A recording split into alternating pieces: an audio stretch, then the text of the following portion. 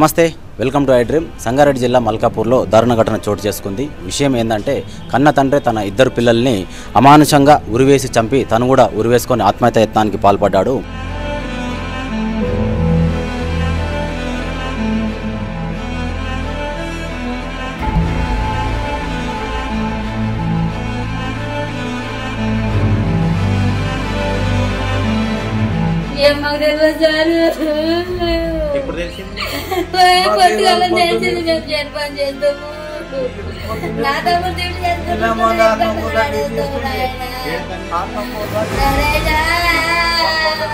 సంగారెడ్డి జిల్లా మల్కాపూర్లో దారుణ ఘటన చోటు చేసుకుంది. విషయం ఏంటంటే, కన్న తండ్రి తన ఇద్దరు పిల్లల్ని అమానుషంగా ఉరివేసి చంపి తను కూడా ఉరివేసుకొని ఆత్మహత్య యత్నానికి పాల్పడ్డాడు.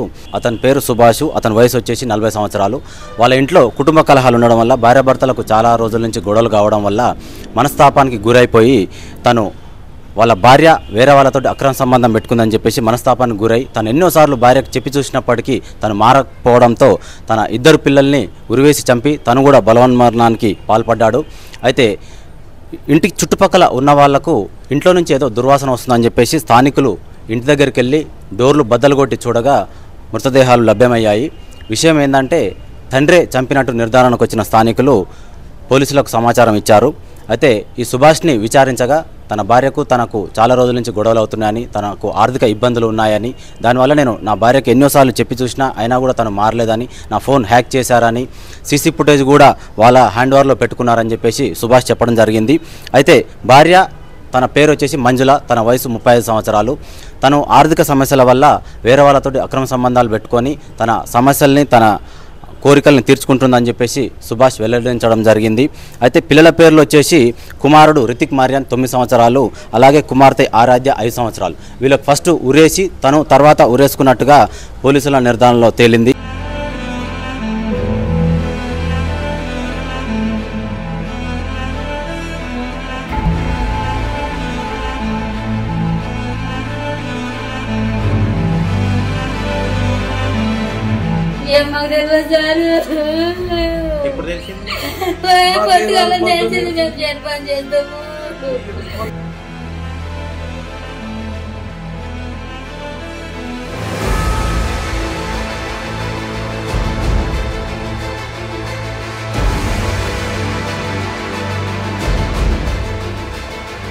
అయితే సంఘటనా స్థలం దగ్గర 4 పేజీల సూసైడ్ లెటరు రాసి ఉంచి తను సూసైడ్ చేసుకున్నట్టుగా నిర్ధారణలోకి వచ్చింది. ఆ లెటర్లో దాదాపుగా వాళ్ళ భార్యకు తనకి ఎన్నిసార్లు గొడవైంది, ఎన్నిసార్లు తన భార్యని మందలించిండు అనే విషయం గురించి పూర్తి స్థాయిలో ఆ లెటర్లో రాయడం జరిగింది. నేను నీతోనే ఉండలేను, నా వల్ల కాదు, నీతో నేను సంసారం చేయలేను, నేను ఇలాగే ఉంటా అని చెప్పేసి తను మొండి వైఖరిని ప్రవర్తించడం వల్ల తను విసుగు చెందాడు. అయితే తన భార్య మంజుల తన దగ్గర ఉండకుండా తన అమ్మ నాన్న దగ్గరికి వెళ్ళిపోయిందని చెప్పేసి సూసైడ్ లెటర్లో సుభాష్ రాయడం జరిగింది. అయితే తన ఫోన్ హ్యాక్ చేసి సూసైడ్ లెటరు దాంట్లో లాస్ట్లో ఉన్న 4 లైన్లు నేను చదివి వినిపించే ప్రయత్నం అయితే చేస్తాను. కింద కిరాయికి ఉన్న అతడు కూడా ఫోన్ సీసీ కెమెరా హ్యాక్ చేసి నా భార్యతో అక్రమ సంబంధం పెట్టుకున్నాడు. నా భార్యకు నేను ఎన్నోసార్లు చెప్పి చూశాను, అయినా కూడా తను వినలేదు. వాళ్ళని చంపాలంటే నాకు క్షణం పట్టదు, అయినా మంచిగా ఉందామని చెప్పేసి నేను నా భార్యకు ఎన్నోసార్లు నచ్చి చెప్పాను, అయినా కూడా తను వినలేదు. తను మొండిగా ప్రవర్తించడం వల్ల, నేను ఇలాగే ఉంటానని చెప్పడం వల్ల నేను మనస్తాపానికి గురయ్యానని చెప్పేసి ఈ లెటర్లో ఉందన్నమాట. ఆయన మా తమ్ముడు గారకూర్తి సారు, నన్ను తిరుపతికి ఇచ్చారు. వాళ్ళిద్దరు మొగలు మంచిగానే ఉంటారు. ఏమైందేమో మరి వాళ్ళ అమ్మగారితో పోయిందంటే ఆమె వాళ్ళు ఏం చేసుకున్నారు నాకేం తెలియదు సారు. మాకు ఫోన్ వస్తే మేము వచ్చినాము. ఇవాళ మేము ఇప్పటిదాకా జైన్ కాడనే ఉన్నట్టు, ఇప్పుడు వస్తే అక్కడ ఫోన్ చేస్తే వెళ్తూ వచ్చినాము. ఎప్పుడన్నా ఒకసారి మళ్ళీ ఇప్పుడు చూసిపోతుంటాం, కానీ మధ్యలో పని ఉందని ఎక్కువ రాలేము సార్. మేము పని కోసం రాలేము సారు. మా తమ్ముడు అంటే నాకు బాగా సారు. అయితే దీనివల్లనే నేను పూర్తి స్థాయిలో నేను మనస్తాపానికి గురై నా పిల్లల్ని చంపుకొని నేను చావడానికి కూడా సిద్ధపడ్డానని చెప్పేసి రాశారు. అయితే కొండాపూర్ పోలీసులు వాళ్ళని పిల్లల్ని ఏ విధంగా చంపాడు అనేది మార్చిరి తర్వాత పూర్తి వివరాలు వెల్లడిస్తామని చెప్పేసి కొండాపూర్ పోలీసులు అయితే చెప్పడం జరిగింది.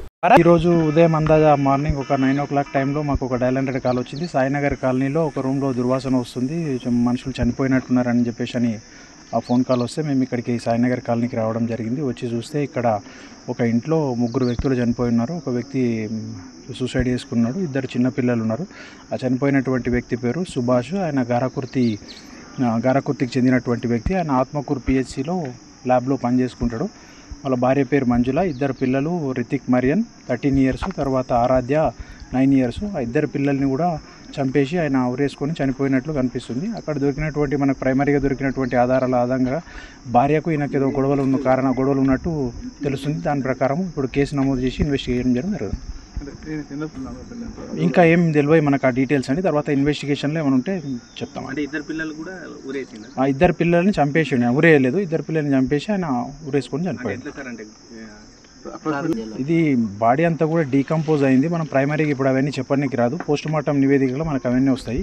ఇది ఇన్సిడెంట్ని బట్టి చూస్తే ఒక 3-4 డేస్ అయినట్టుంది. వాళ్ళ భార్య పరిస్థితి? భార్య ఇప్పుడు లేదు, వాళ్ళ మదర్ దగ్గర ఉందంట.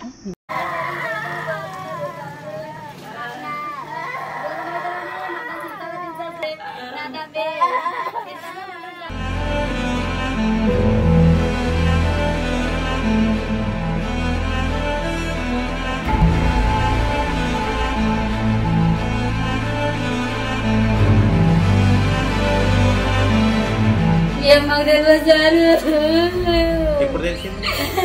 కొద్దిగా తెలిసింది, మేము జన్మం చేస్తాము.